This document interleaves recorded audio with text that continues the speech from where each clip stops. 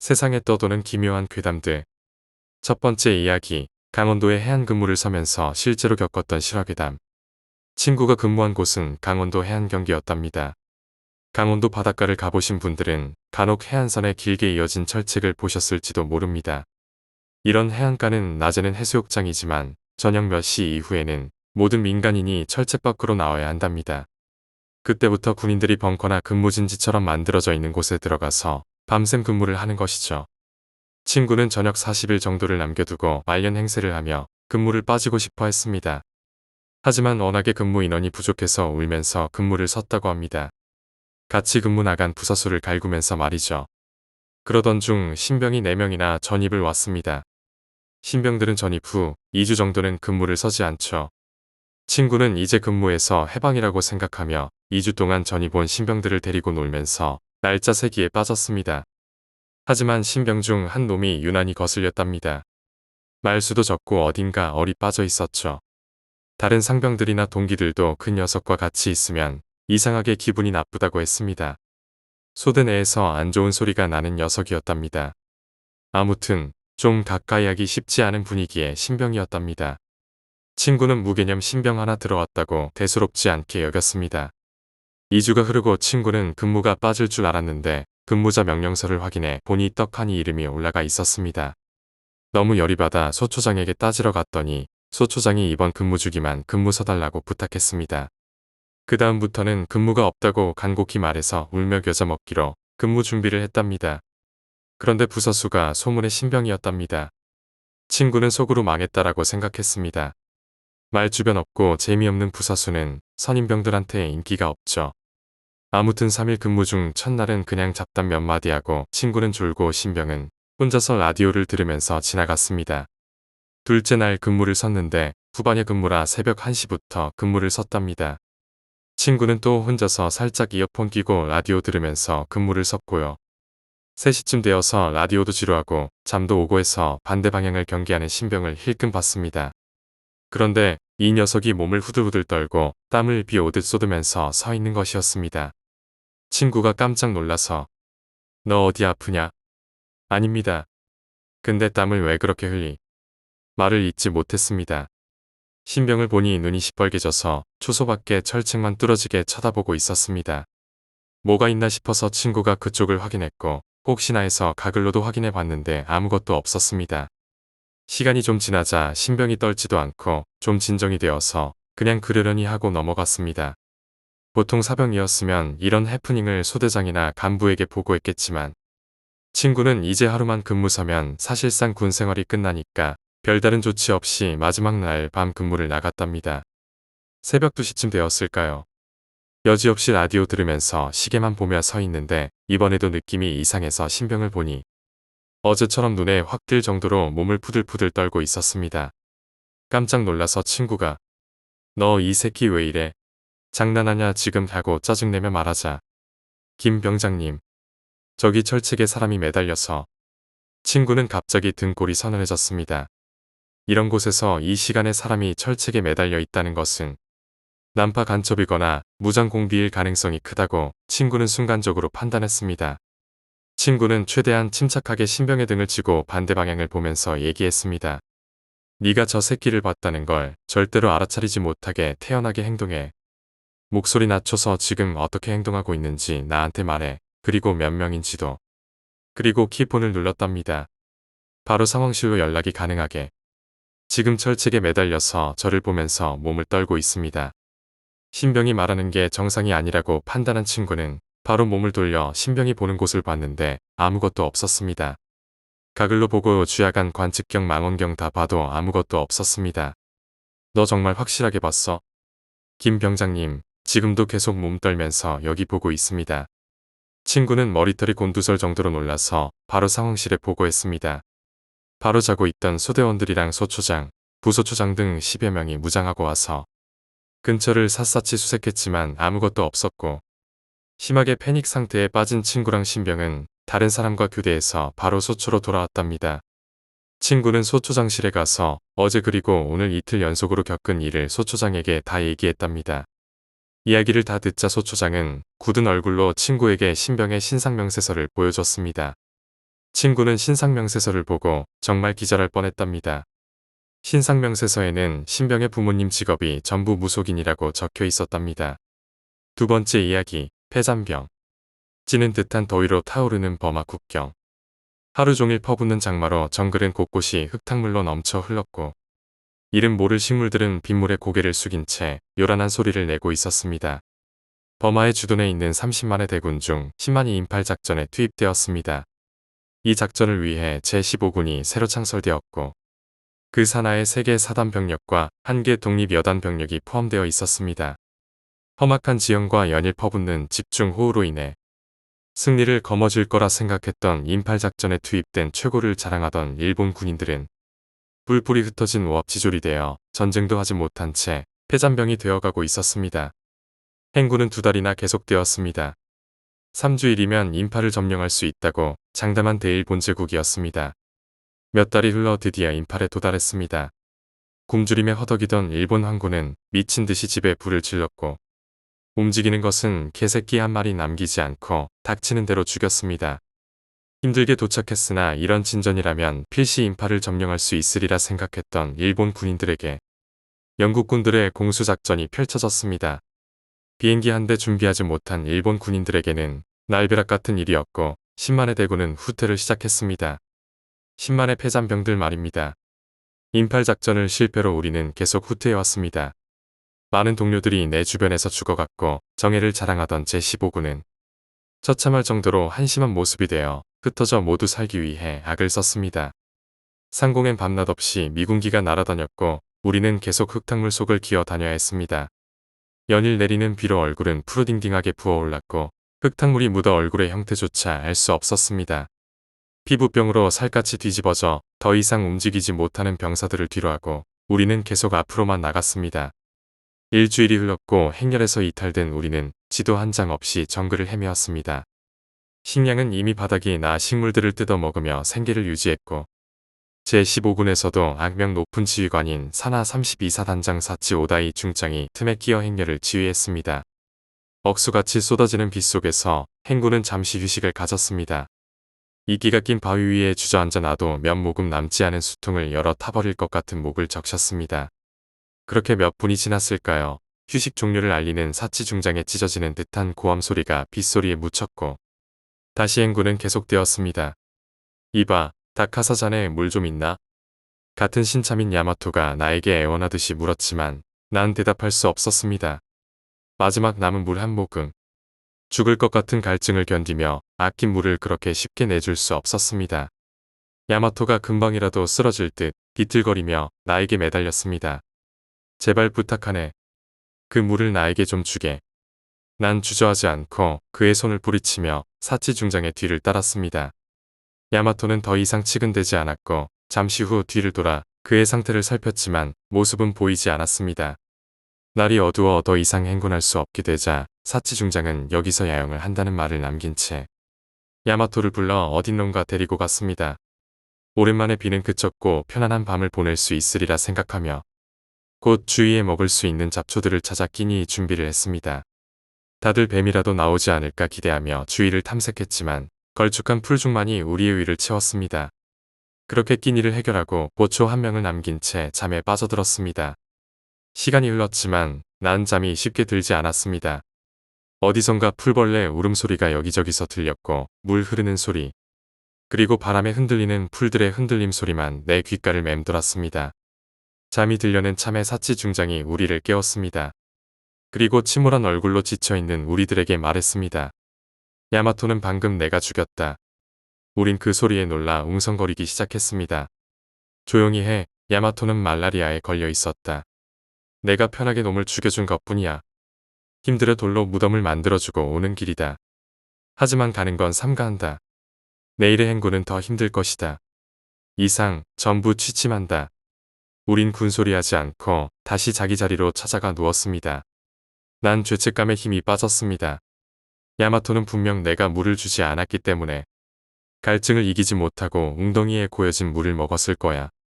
난 괴로움에 몸부림치다 이내 잠들어 버렸습니다. 사치 중장의 기상소리와 함께 난 눈을 떴습니다. 언제부터 내렸는지 억수같이 퍼붓는 빗속에서 난 고난잠에 빠져버린 것입니다. 사치 중장은 아직 일어나지 않고 있는 군인들에게 가차없이 발길질을 해댔습니다. 그러나 그 중에서 영원히 일어나지 못하는 잠에 빠져버린 동료가 다시 하나 생겨났습니다. 우린 이제 전부 5명만 남은 것입니다. 벌써 온갖 벌레들이 들끓기 시작한 시체에 우리는 풀을 뜯어 덮어주고 다시 행군을 시작했습니다. 무성하게 우거진 나무 가지들도 사치 중장의 칼에 모두 떨어져 나갔습니다. 사치 중장은 아직 건재했습니다. 물론 독한 면이 있긴 하지만 난 그를 존경했습니다. 그의 강인함을 존경했습니다. 상공에서 전투기의 엔진 소리가 들려왔습니다. 전부 대가리 땅에 받고 엎드려. 사치 중장이 버럭 소리 질렀고 자신도 풀잎 사이에 몸을 숨기며 엎드렸습니다. 우리들도 그를 따라 엎드렸습니다. 저공으로 비행하는 미군기가 내 머리 위를 스쳐 지나갔고 엔진 소리는 내 고막을 찢어버릴 듯이 요란했습니다. 고개를 들어 주위를 살피려던 찰나 전방 3km 정도에서 폭발음이 들려왔습니다. 수십 개의 폭탄이 지상으로 낙하하여 폭발하는 소리였습니다. 난 다시 고개를 바닥에 묻었습니다. 비는 끝없이 내렸습니다. 흙탕물에 얼굴을 들이받고 난 울었습니다. 고향에 계신 부모님의 얼굴이 생각났습니다.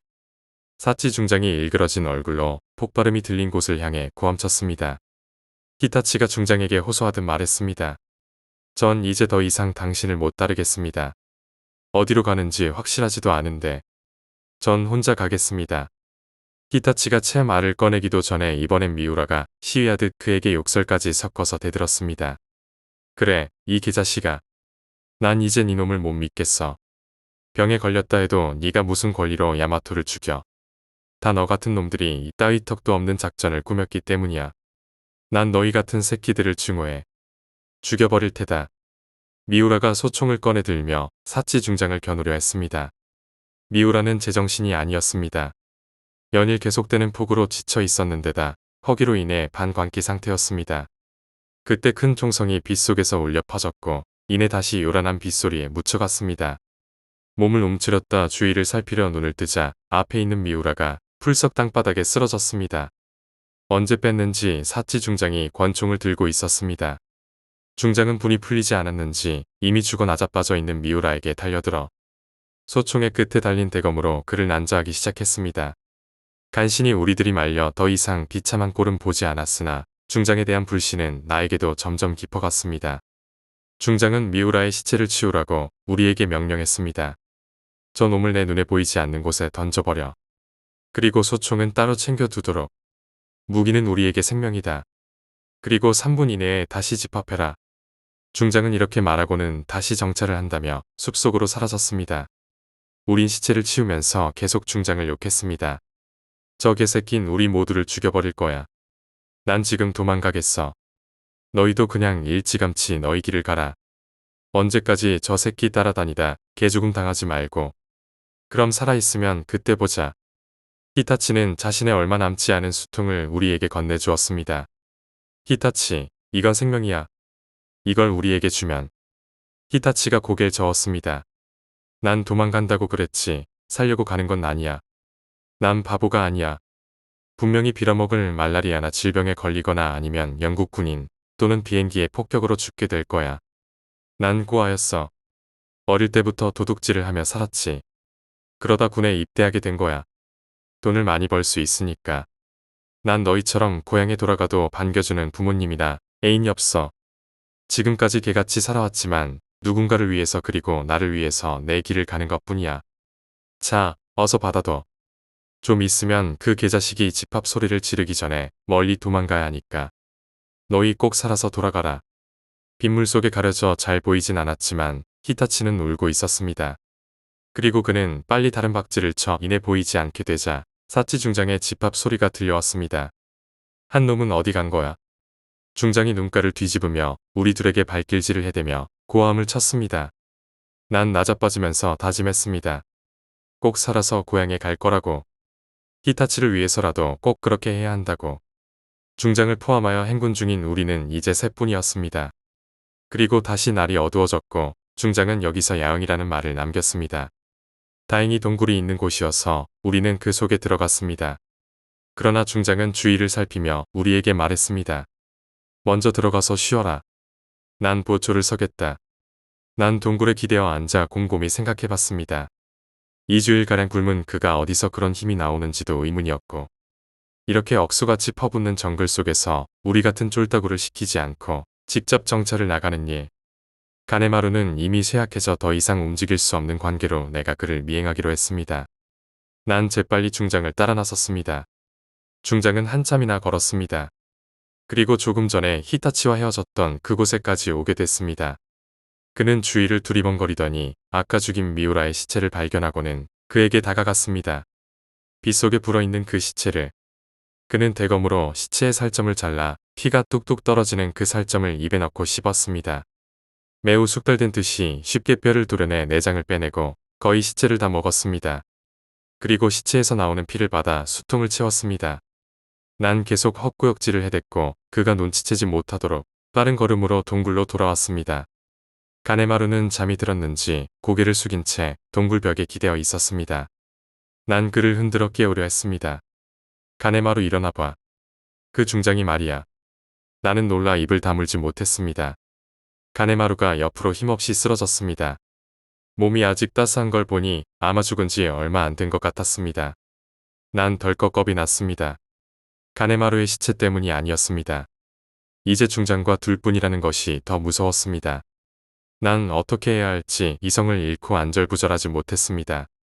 그때 뒤에서 인기척이 느껴졌습니다. 난 겁에 질린 표정으로 덜덜 떨며 뒤를 돌아봤습니다. 흰 불꽃이 번쩍거리며 잠시 주위를 밝게 비추었고 이어 요란한 천둥 소리가 들려왔습니다. 동굴 입구에 서 있는 자는 중장이었습니다. 눈깔이 뒤집어진 채 입가에 피를 묻힌 중장은 나를 보고 웃고 있었습니다. 다카사, 계속 말해봐. 중장이 뭐 어쨌다고. 사치 중장은 대검을 소총에서 분리시켜 치켜들며 금방이라도 내려칠 듯한 기세로 나에게 또 한 번 물었습니다. 난 분노가 치밀었습니다. 한때 내가 존경했던 인물. 그가 지금은 굶주림에 미쳐 같은 군인들의 시체를 뜯어먹고 생계를 유지해온 것입니다. 지금까지 이유 없는 실종이 전부 당신 짓이지. 난 떨며 물었습니다. 왜 물었는지 나도 모릅니다. 그냥 나오는 대로 짓걸렸습니다. 중장은 치켜든 대검을 내리며 나에게 말했습니다. 어차피 다 죽을 놈들이었어. 그의 광기 어린 미소를 보며 난 미친 듯이 달려들었습니다. 난 소총을 들고 그에게 한 방 갈겼습니다. 중장의 왼손에 명중한 내 총알이 그의 손을 터뜨려 버렸습니다. 너덜거리는 자신의 손을 그는 아무렇지도 않게 바라보더니 왼손을 입으로 가져갔습니다. 그리고 벌건 피를 뿜어대는 자신의 손을 씹으며 그가 말했습니다. 이렇게 맛있는 걸. 내 놈은 어떤 맛일지 궁금한데. 어때 나에게 맛 좀 보게 해주겠나? 이등병 명령이다. 그가 호령했지만 난 다시 소총을 들어 그를 정조준했습니다. 그러나 그의 대검이 이미 나의 허벅지를 뚫었습니다. 난 힘없이 쓰러졌습니다. 마지막 발악까지 해버린 난 이제 더 버틸 힘이 남아있지 않았습니다. 의식이 흐릿해졌습니다.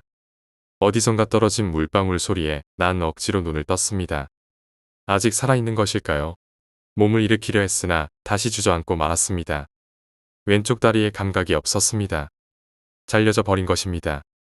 귓가에 중장의 목소리가 들렸습니다. 아직 살아있나? 대단한 생명력이군. 하긴 이렇게 맛있는 인간은 내가 처음이다. 천천히 먹으려고 두었는데 아직 살아있었군. 하긴 이제 이런 몸으로 나에게 덤비는 건 무리겠지. 오랜만에 비도 그쳤는데 대일본 제국은 지금 어떻게 돼 있을까? 내가 꼭 거기에 있어야 하는데 빌어먹을 이 꼴이라니. 난 주위를 둘러봤습니다. 소총 한 자루가 내 옆에 놓여 있었습니다. 본능적으로 그걸 들어 등을 보이고 있는 중장을 겨누었습니다. 그리고 방아쇠를 당겼습니다. 중장은 가슴을 쥐고 비틀거리며 나에게로 왔습니다. 쇳소리로 그렇게 뇌까리며 몇 걸음 옮기던 중장이 쓰러졌습니다. 물방울 소리는 쉴 새 없이 들려왔습니다. 얼마나 지났을까요? 중장의 희미한 음성이 들려왔습니다. 다카사 이등병, 아직 살아있나? 그의 목소리는 예전에 내가 존경하던 그 사치 중장의 목소리였습니다. 난 그만이라고 대답해버렸습니다. 그래, 그럼 다시 총을 겨누어 이번엔 정확히 내 심장을 맞춰줘. 난 놀랐습니다. 안간힘을 써 몸을 일으켜 벽에 기대었습니다. 다카사 이등병, 자네가 참 고맙군. 그리고 미안하네. 전쟁이란 것으로 극한에 처한 인간은 이렇게 광기로 미쳐버리지. 정말 고맙네. 그땐 나도 내 정신이 아니었어. 뭐라고 할까? 설명하기 힘들군. 사치 중장은 괴로운 듯 뒹굴거렸습니다. 그리고 다시 나에게 말했습니다. 날 좀 도와줘. 다시 한번 그 총으로 날 쏴주게. 난 총을 집어들었습니다. 그리고 장전을 한 뒤 방아쇠를 쥐고 중장의 심장을 겨누었습니다. 중장이 죽은 지 하루가 되어갑니다. 동굴 안엔 시체의 냄새가 진동했습니다. 난 죽은 가네마루의 살을 뜯어 입에 넣고 씹고 있습니다. 그리고 소총을 목에다 겨누었습니다. 마지막으로 난 지금 고기를 먹고 있는 것입니다. 맛은 최고입니다. 그리고 조용히 방아쇠를 당겼습니다. 조용한 동굴 속에서 총성이 울려 퍼졌습니다. 모든 것이 끝났습니다. 내가 할 수 있는 일은 다 했습니다. 이 지옥 같은 정글에서 벗어나지 못한 채 내 이야기는 여기서 끝납니다. 전쟁의 광기 속에서 인간의 끝없는 절망 속에서 난 끝내 살아남지 못했습니다. 그저 고향을 그리워하며 마지막 순간을 맞이합니다. 세 번째 이야기, 어릴 적 친구. 제가 6살 정도였을 때 아파트라는 게 들어서기 시작했습니다. 제 친구 중에 민규라는 아이는 거의 처음으로 지어진 아파트에 살고 있었습니다. 그 당시만 해도 아파트에 산다는 것은 부러움의 대상이었고 또 그만큼 가정이 부유하다는 뜻이기도 했죠. 저는 매일같이 민규네 집으로 놀러 갔습니다. 굳이 민규와 놀기 위해서라기보다 민규네 집은 언제나 수입 장난감이며 과자가 가득했기 때문이죠. 그렇게 매일 민규 집에서 놀다 보니 나중에는 부모님들까지 서로 친해지셨습니다. 그래서 민규 어머니와 저희 어머니도 시장도 같이 보시고 자주 만나서 이야기하시곤 했습니다. 그러던 어느 날 민규와 저, 민규 어머니, 저희 어머니 이렇게 넷이 시장을 보고 나서 민규네 집 앞으로 걸어오고 있었습니다. 민규네 아파트 앞에 바나나 파는 트럭이 한 대 와 있더라고요. 평소 같으면 민규가 어머니께 집 열쇠를 받아서 저랑 같이 먼저 집에 올라갔을 텐데 갑자기 바나나가 먹고 싶어진 제가 어머니한테 바나나를 사달라고 조르는 바람에 그날은 민규 혼자서 집에 올라가게 되었습니다. 그리고 얼마 후에 위에서 엄마 하는 민규 목소리가 들렸습니다. 저는 그 소리를 듣고 잠시 위를 쳐다보았는데 민규가 아파트 복도 창문에 상반신을 거의 다 내놓고 우리를 향해 손을 흔들고 있더라고요. 그걸 보고 민규 어머니는 민규야, 위험해. 라면서 들어가라고 소리를 치는데 그만 민규의 몸이 기우뚱하더니 밑으로 떨어져 버렸습니다. 어머니는 급히 내 두 눈을 가려서 민규가 떨어지는 장면을 못 보게 하셨지만 민규 어머니의 처절한 절규만은 가리지 못하고 내 귓가에 맴돌았습니다. 그리고 얼마 후에 민규네 집은 이사를 갔죠. 여기까지가 제가 아는 이야기입니다. 그런데 얼마 전 수능 끝나고 집에서 빈둥대다가 어릴 적 앨범을 보게 됐는데 민규랑 저랑 같이 찍은 사진이 있더라고요. 처음에는 얘가 누구인지 가물가물하다가 어머니가 말씀해 주셔서 걔가 민규라는 걸 알았습니다. 어릴 때 눈앞에서 친구가 죽었는데도 어떻게 그 애를 잊을 수 있는지 아니면 일부러 지우고 싶었는지도 모릅니다. 그런데 어머니께서 갑자기 이런 말씀을 하시더라고요. 세상에 귀신이란 게 있긴 있나 봐. 민규 엄마랑 나랑 전에 너희들 사주를 보러 갔었는데 글쎄 무당이 민규가 얼마 못 가서 죽을 상이라는 거야. 민규 조상한테 억울한 일을 당해서 한이 맺힌 귀신이 있는데 글쎄 그 귀신이 민규 주변을 맴돈다는 거지. 그때 기분 나빠서 민규 엄마가 그냥 나왔는데 며칠 뒤에 민규가 죽었다는 거야. 그리고 그 다음에 어머니께서 해주신 이야기는 더욱 끔찍했습니다. 그리고 얼마 후에 민규 엄마가 꿈을 꿨는데 검은 옷을 입은 남자가 네 발로 현관 앞 복도를 돌아다니고 있었다지 뭐니. 그런데 이상하지 않은가? 계단식 아파트의 복도 창문은 추락사고를 막기 위해 일부러 높은 곳에 만든다는 것을. 그 높이는 성인 남자들도 겨우 밖을 내다볼 수 있을 정도인데 어떻게 6살밖에 안 된 민규가 혼자서 그 위로 올라갈 수 있었을까? 여기까지 생각이 미치자 제 귀에는 어머니의 이야기가 들어오지 않았습니다. 차가운 웃음을 짓고 네 발로 서 있는 남자와 그 남자의 등을 딛고 창문으로 올라가는 민규의 모습만이 머릿속에 떠오를 뿐. 네 번째 이야기, 이상한 신입사원. 언제나 졸린 듯한 표정, 짧은 스포츠 머리에 김형민이 우리 회사에 입사한 건 열흘 전이었습니다. 복도를 지나다가 처음 그를 만나 인사를 나누게 되었을 때 나와 같은 부서에서 일할 것이라는 얘기를 듣고 왠지 호감이 갔습니다. 29이라는 나이가 믿어지지 않을 정도로 앳된 그의 얼굴이 그런 느낌을 더욱 들게 하기도 했습니다. 며칠 후 조촐하게 가진 회식 자리에서 우연히 그의 옆자리에 앉게 되었습니다. 나는 사람들과 어울리지 못하고 구석에 앉아 술만 홀짝이는 그가 안쓰러워 술을 한 잔 따라주었습니다. 그는 두 손으로 공손히 술잔을 받아 한 모금 마시더니 퀭한 눈빛으로 내게 말했습니다. 저에게는 다 보입니다. 그래서 무척 괴롭답니다. 그게 무슨 말이야?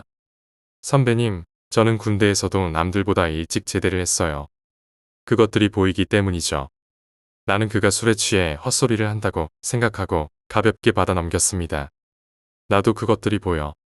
그러자 그의 안색이 환해지며 내 손을 꽉 잡았습니다. 선배님도 그러십니까? 저만 그런 게 아니었군요. 저기 과장님 머리 위에 거꾸로 매달려 있는 긴 머리 여자가 보이십니까? 하얀 원피스를 입고 입술이 귀까지 찢어진 저 여자 말입니다. 술잔을 들던 나는 순간 소름이 쫙 끼쳤습니다. 유쾌하게 떠벌리고 있는 최 과장님의 머리 위에 누군가가 있다니. 그의 말은 계속됐습니다. 신기하죠? 다른 사람들은 인자하게 생긴 노인이나 파란 한복을 곱게 차려입은 어린 남자아이가 등 뒤에 조용히 앉아 있을 뿐인데 무슨 소리야? 그는 의아한 눈초리로 고개를 갸웃거렸습니다. 선배님도 보이신다면서요. 그는 답답하다는 듯 손가락을 과장님 머리 위쪽으로 가리키며 조금 큰 소리로 말했습니다. 저 여자 안 보이세요?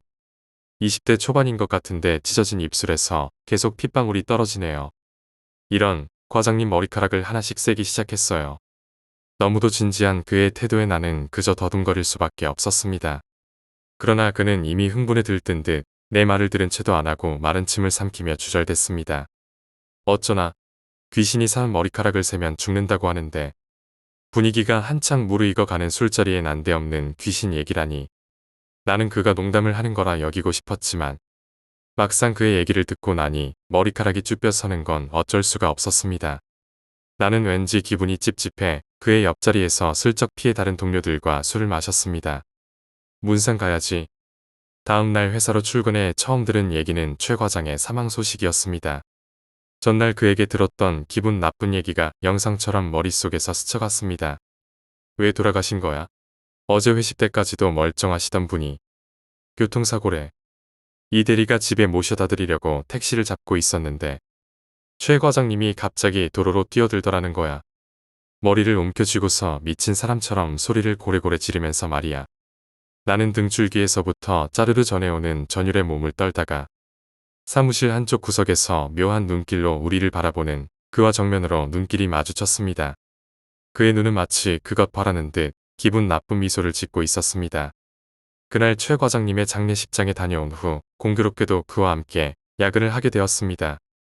모두 퇴근하고 커다란 사무실에 둘만 남게 되자 왠지 등줄기가 오싹해지며 그가 앉아 일을 하고 있는 건너편 책상을 쳐다보는 것도 꺼림칙했습니다. 그렇게 침묵 속에 시간이 흐르고 자정이 가까운 시간까지 그는 한마디 말도 없이 컴퓨터를 들여다보며 무언가를 열심히 하고 있었습니다. 뚫어지게 모니터를 보며 일을 하는 그를 물끄러미 바라보고 있자니 내가 너무 예민하게 반응을 하는 게 아닌가 하는 생각이 들었습니다. 그리고 최 과장님의 일 역시 그가 농담을 한 것이 우연히 맞아떨어진 게 아닌가 하고 의심이 들었습니다. 나는 애써 친근한 목소리로 그에게 말을 걸었습니다. 저기 말이야, 군에서 일찍 제대했다는데 왜지? 처음에 그는 일에 열중하느라 내 말을 듣지 못하는 것 같았습니다. 나는 목소리를 조금 크게 해서 다시 물었습니다. 안 들려? 왜 일찍 제대했냐니까? 그제서야 그는 모니터에서 눈을 떼고 나를 바라보았습니다. 다 그것들 때문이죠. 제가 배치된 곳은 한국전쟁 때 전투가 치열하던 곳이었는데 예전에 죽은 군인들이 시도 때도 없이 나타나 저를 따라다녔어요. 전쟁터에서 죽은 자들이라 그 물골이 너무 끔찍해서 차마 눈뜨고 볼 수 없을 정도였지요. 깨진 머리에 사지 중 한두 군데는 잘려없고 견디다 못해 그 얘기를 중대장님께 했다니 그의 눈은 초롱초롱 빛나고 있었습니다. 나는 심호흡을 하고 조심스럽게 물었습니다.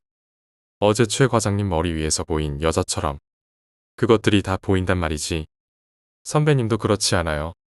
나 역시 자신과 똑같은 처지라는 걸 철석같이 믿는 그에게 부정할 수는 없었습니다.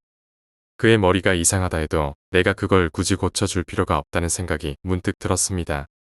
다시 둘 사이에 침묵이 흘렀습니다. 벽에 걸린 시계의 초침 소리가 유난히 크게 들렸습니다.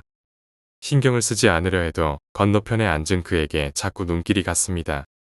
마침내 나는 참지 못하고 다시 말을 걸었습니다. 자네 지금 무슨 작업하는 거야? 저녁 때부터 꼼짝 않고 모니터만 바라보고 있는데. 아니에요. 일할게요. 일할게요라니. 그럼 지금까지는 다른 걸 하고 있었단 말이야. 그게 말이죠. 제 유일한 취미 생활인데. 보실래요? 제가 선배님 컴퓨터로 전송시킬게요. 그는 만면에 미소를 지으며 나를 힐끗 보더니 키보드를 두드렸습니다. 뭘 보여준다는 건지 궁금해하던 나는 내 노트북에 파일 하나가 복사된 것을 보고 무심코 눌러보았습니다. 드르륵 소리와 함께 모니터 가득히 뜬 건 그가 포토샵으로 그린 그림 파일이었습니다. 건너편에서 본 나의 모습을 그렸는지 내가 앉아있는 책상과 주위 사물들이 정교하게 묘사되어 있었고 그 뒤에 내 모습이 똑같이 그려져 있었습니다. 그리고 내가 앉아있는 의자 뒤에는 창백한 얼굴의 어떤 여자가 혓바닥을 길게 내려뜨리고 무서운 눈초리로 내 뒷모습을 물끄러미 내려다보고 있는 것이었습니다. 머리카락이 곤두서는 것을 애써 참으며 마우스로 그림을 클릭해 여자의 얼굴을 확대시켜 보았습니다. 그런데 그 여자는 다름 아닌 1년 전에 나와 사귀다가 헤어진 뒤 목을 매달고 자살한 하정의 얼굴과 똑같았습니다. 너무 깜짝 놀라 나도 모르게 뒤를 돌아보는데 건너편에 앉은 그가 조용한 목소리로 중얼거렸습니다. 아까부터 그 여자가 선배님 뒤에 가만히 서서 노려보고 있길래 재미삼아 똑같이 그린 거예요. 그런데 저 여자가 선배님의 머리카락을 세기 시작하네요. 순간 나는 무릎을 탁 치며 일어났습니다. 장난 그만해. 지금 이런 얘기를 듣고 즐기라는 거야. 형민은 그런 내 반응에 놀란 듯 고개를 갸우뚱하며 말했습니다. 선배님, 진정하세요. 저도 장난치려는 게 아닙니다. 그냥 있는 그대로 말한 거예요. 나는 그의 말을 믿을 수 없었습니다. 아무리 이상한 녀석이라지만 이건 도가 지나친 겁니다. 형민 씨, 지금 내가 겪고 있는 일이 장난이라고 생각해? 나는 소리쳤습니다. 형민은 잠시 눈을 깜박이더니 조용히 자리에서 일어났습니다. 죄송합니다. 선배님이 그렇게 기분 나빠하실 줄은 몰랐습니다. 그럼 이만 가보겠습니다. 그는 조용히 자리를 떠났습니다. 혼자 남은 사무실에서 나는 여전히 등줄기가 오싹한 느낌을 지울 수 없었습니다. 며칠 후 회사에서 또다시 소문이 돌기 시작했습니다. 이번에는 다른 부서의 이대리라는 사람이 갑작스레 사망했다는 것이었습니다. 그는 자택에서 스스로 목숨을 끊은 것으로 판명났습니다. 나는 그 소식을 듣고 또다시 형민의 얼굴이 떠올랐습니다. 나는 결심했습니다. 형민과 진지하게 얘기해보겠다고. 그날 저녁 형민을 불러 술 한잔하면서 얘기를 나누기로 했습니다. 형민 씨, 미안해. 그때는 내가 좀 과민하게 반응했어. 형민은 고개를 끄덕이며 말했습니다. 아니에요, 선배님. 저도 좀 무리한 농담이었던 것 같습니다. 나는 술잔을 들어 형민에게 권했습니다. 그리고 조심스럽게 물었습니다. 형민 씨, 정말로 귀신이 보이는 겁니까? 형민은 잠시 침묵하더니 고개를 끄덕였습니다. 네, 선배님. 저는 어릴 때부터 그런 걸 봐왔습니다. 그래서 많이 힘들었습니다. 그게 제 삶의 일부가 되었죠. 나는 그의 말을 들으며 심장이 쿵쾅거리는 것을 느꼈습니다. 그의 이야기는 단순한 농담이 아니라는 것을 깨달았습니다. 그럼 우리 주위에도 지금 그런 것들이 있다는 건가요? 형민은 고개를 끄덕였습니다. 네, 선배님. 여기에도 있어요.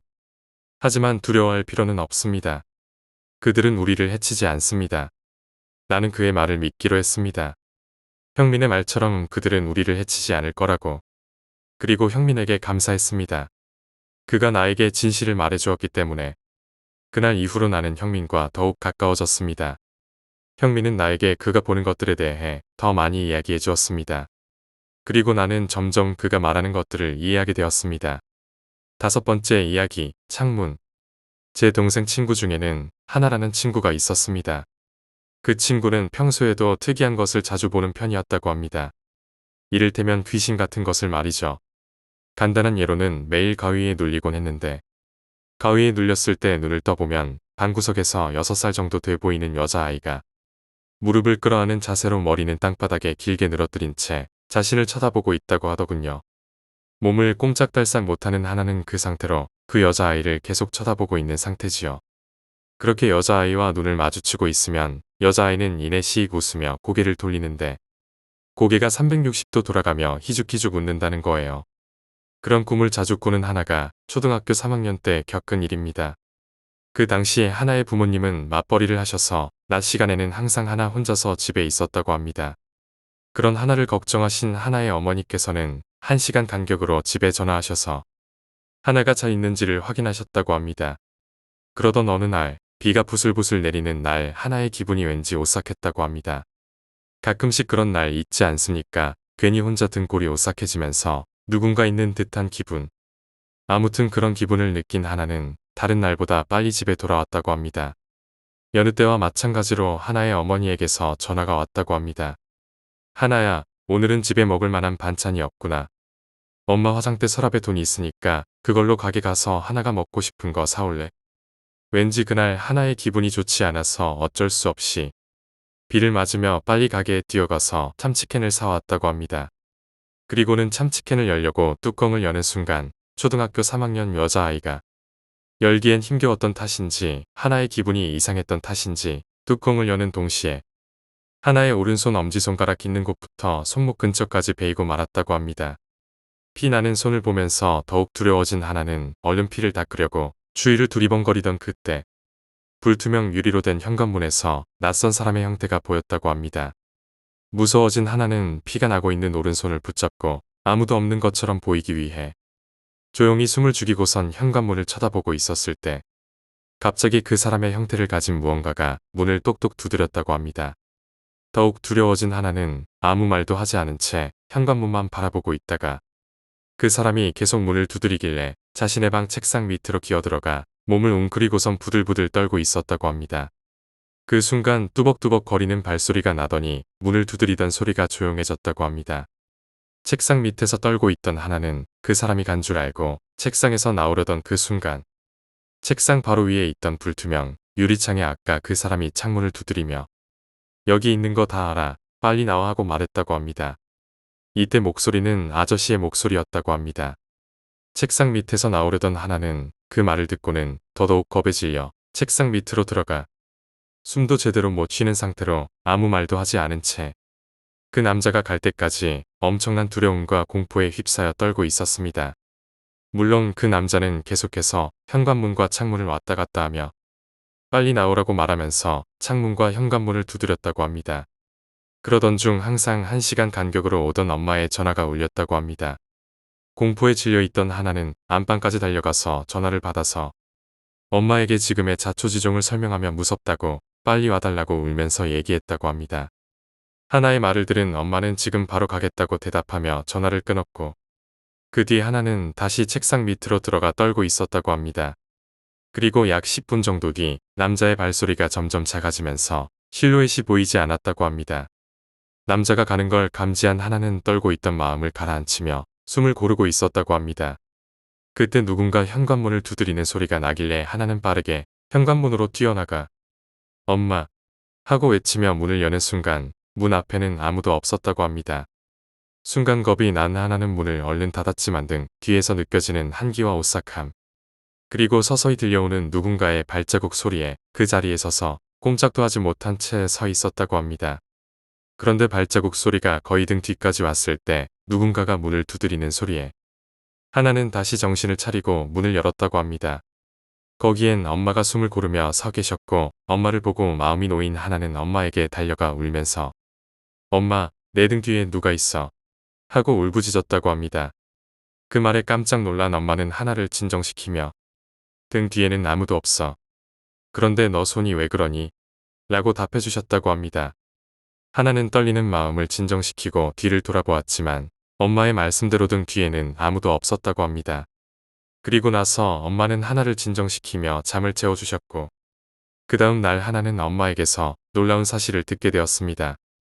하나의 옆집에 살던 할아버지가 하나가 그 일이 일어나던 시각에 돌아가셨다고 합니다. 할아버지는 평소에 맞벌이 부모님이 계셔서 늘 혼자 집에 있는 하나를 안쓰러워하셔서 자주 하나의 집에 와서 하나를 돌봐주셨다고 합니다. 그렇다면 하나가 봤던 그 남자는 평소 자주 하나를 귀여워해 주셨던 할아버지가 마지막 가시는 길에 하나를 보고 가시려고 했던 것이었을까요?